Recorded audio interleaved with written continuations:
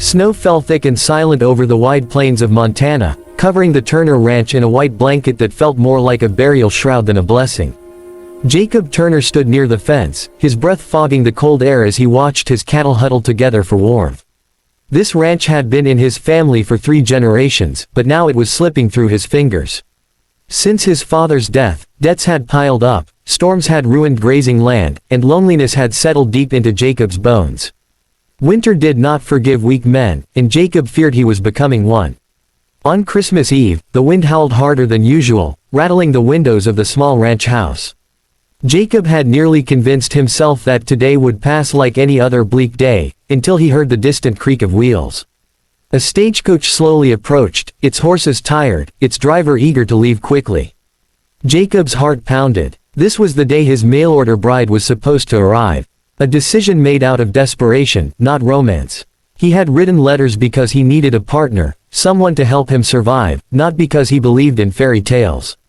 The coach stopped, and a young woman stepped down carefully into the snow. She wore a dark wool coat, gloves stitched by hand, and a calm expression that did not match the harsh surroundings. Her name was Clara Whitfield. She carried a single leather trunk, worn but well cared for. Jacob noticed her posture, straight, confident, and her eyes, observant rather than fearful. She did not look around in panic like he had imagined a city woman might. Instead, she studied the land, the barn, the cattle, as if committing everything to memory. Jacob introduced himself, awkward and stiff. Words felt heavy in his mouth. Clara smiled politely and wished him a Merry Christmas. Her voice was steady, warm even in the freezing air. As the stagecoach left, silence returned, deeper than before. 2 strangers now stood bound by ink and promises they barely understood. Inside the house, Jacob offered a simple meal, bread, beans, and weak coffee. He apologized for the lack of celebration, explaining that the ranch had seen better days. Clara listened without judgment. She did not complain or look disappointed.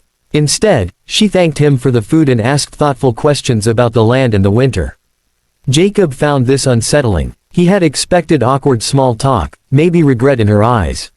What he found was quiet strength. That night, as snow continued to fall, Jacob lay awake wondering who this woman truly was. He worried she would regret coming, that she would leave once she realized how close the ranch was to failure. He had hoped marriage might ease his loneliness, but deep down, he knew loneliness was the least of his problems. If nothing changed, the ranch would be gone by spring. Outside, the land slept under snow, waiting.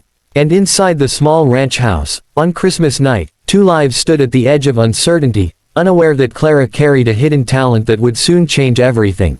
The first light of Christmas morning crept through the thin curtains, pale and cold, yet Clara Whitfield was already awake. She lay still for a moment, listening to the unfamiliar sounds of the ranch, the low murmur of cattle, the groan of wood settling in the walls, the distant whistle of wind across open land.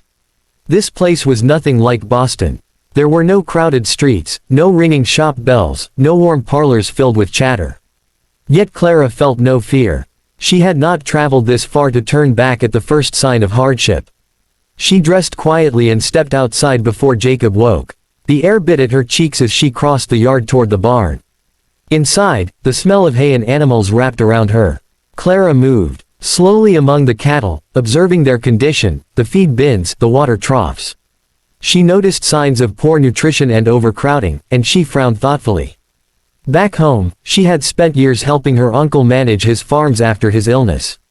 Numbers, planning, and hard decisions were as familiar to her as needle and thread. Jacob awoke later to the sound of movement outside. For a moment, panic struck him. He feared Clara had left in the night. Pulling on his coat, he rushed out and found her in the barn, sleeves rolled up, brushing snow from a weakened calf. She looked up calmly, as if this were the most natural place for her to be. Instead of scolding her, Jacob stood silent, watching.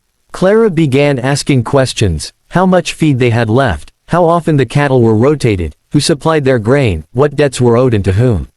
Her questions were sharp but not accusing. Jacob answered honestly, though embarrassment burned in his chest. He admitted that he had never been good with accounts. His father had handled most of it, and since his death, Jacob had been drowning in confusion and worry.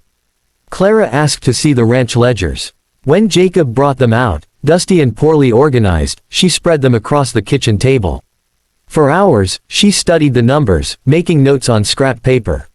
She identified wasteful contracts, overpriced supplies, and land sections that were being overused while others sat untouched. Jacob watched in disbelief. This was not the helpless bride he had expected. By afternoon, Clara had a plan. She suggested rotating grazing areas to restore the land, reducing feed loss, and renegotiating supply prices. She even proposed producing butter and preserved goods to sell in town during winter. Jacob felt something unfamiliar stir inside him, hope. Real, solid hope, not the fragile kind that vanished with the next storm. As the sun set on Christmas Day, the house felt warmer, though the fire had burned no brighter than before. Over a simple dinner, Jacob thanked Clara, unsure how to express his gratitude. She smiled softly and said she had not come west seeking comfort or ease. She had come to be useful, to build something lasting. That night, as snow fell once more, Jacob realized that this marriage might not only save his ranch, but change his life in ways he had never imagined. The days following Christmas unfolded with a steady rhythm that felt almost miraculous to Jacob Turner. Where the ranch had once seemed heavy with silence and failure, it now moved with purpose. Clara rose early each morning, her breath visible in the cold air as she crossed the yard with determined steps. Jacob found himself matching her pace, no longer dragging his feet beneath the weight of doubt. Together, they worked side by side, and with every passing day, the ranch began to respond. Clara started with the most urgent problems. She reorganized the feed storage, reducing waste and ensuring the weakest cattle were fed first. She insisted on separating the herd, allowing overgrazed land time to recover. Though Jacob was skeptical at first, he trusted her instincts. Within a week, the cattle showed signs of improvement. Their coats grew shinier, their movements stronger. It was subtle, but to a rancher's eye, it meant everything. Beyond the physical labor, Clara's greatest strength lay in her ability to connect with people. She convinced Jacob to visit neighboring ranches, something he had avoided out of pride and shame. Clara spoke openly but respectfully, proposing shared labor instead of money, repairs exchanged for feed, transport traded for supplies. Her honesty disarmed people. Old grudges softened, and doors that had long been closed began to open. In the evenings, Clara worked by lamplight, balancing accounts and drafting careful letters to suppliers. She renegotiated unfair contracts, cutting costs without damaging relationships. Jacob watched her pen move swiftly across paper, marveling at how calm she remained even when the numbers were tight. For the first time since his father's death, the ranch books began to show order instead of chaos. One snowy evening, exhaustion finally caught up with Jacob. Sitting near the fire, he confessed his deepest fear, that no matter how hard they worked, it might still not be enough.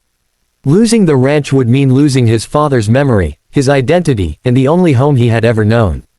His voice cracked, and he turned away, ashamed of his weakness. Clara listened quietly. When he finished, she placed a steady hand on his arm. She told him about her own past, how she had lost her parents young, how she learned to survive by becoming strong where others expected softness. She explained that she had answered his advertisement not out of desperation, but because she believed in building something real. "I did not come west to be rescued," she said gently. "I came to work, to stand beside someone willing to try." Her words settled deep in Jacob's chest. That night, as wind rattled the windows, he realized he no longer felt alone. Clara was not just managing the ranch, she was reshaping his understanding of partnership. Respect replaced doubt, and admiration quietly grew into something warmer, something dangerous in its tenderness. By the end of the week, the ranch stood on steadier ground.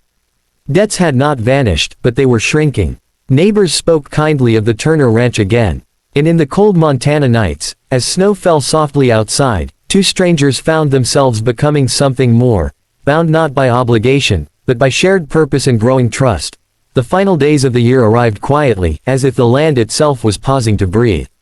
The storms eased, and the sky over the Turner Ranch cleared to a pale winter blue. Snow still covered the fields, but beneath it, the ground felt alive again. Jacob noticed the change not only in the land, but in himself. He woke each morning with direction instead of dread, and when he looked across the yard, Clara was always there, steady, focused, and unafraid of the work ahead.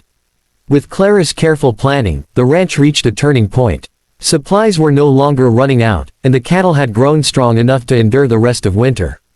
Clara's butter and preserved goods sold well in town, bringing in much-needed cash and goodwill. Neighbors who once pitied Jacob now respected the renewed life of the Turner Ranch. Some even came seeking advice, surprised to find that the quiet woman from Boston was the mind behind the change.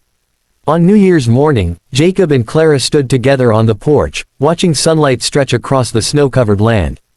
Jacob felt something settle in his chest, a sense of peace he had not known in years. He realized that the ranch was no longer something he carried alone. For the first time, the future did not feel like a threat. Later that day, Jacob handed Clara a small wrapped box. Inside was a simple silver ring, polished but unadorned. He told her it was not given out of duty or expectation, but gratitude and respect. Clara's eyes softened as she accepted it. In return, she placed the ledgers in his hands. The numbers were balanced. Not rich, not overflowing, but stable. The ranch had survived. As they walked through the barn together, Jacob thought of his father and imagined what he would say. He believed his father would approve, not just of the saved land, but of the woman who had helped protect it. Clara had brought more than skill, she had brought faith, discipline, and quiet courage. That evening, they shared a simple meal by the fire, laughing softly at small mistakes made during the week. The house, once cold and empty, now felt like a home. Outside, the wind whispered across the plains, no longer a threat but a reminder of strength and endurance. As winter stretched ahead, Jacob knew challenges would return. Ranch life was never easy, and the land always demanded respect. But standing beside Clara, he felt ready to face whatever came next. Their marriage, once formed by necessity, had grown into partnership and trust. On that peaceful winter night, beneath a sky full of stars, the Turner Ranch stood strong.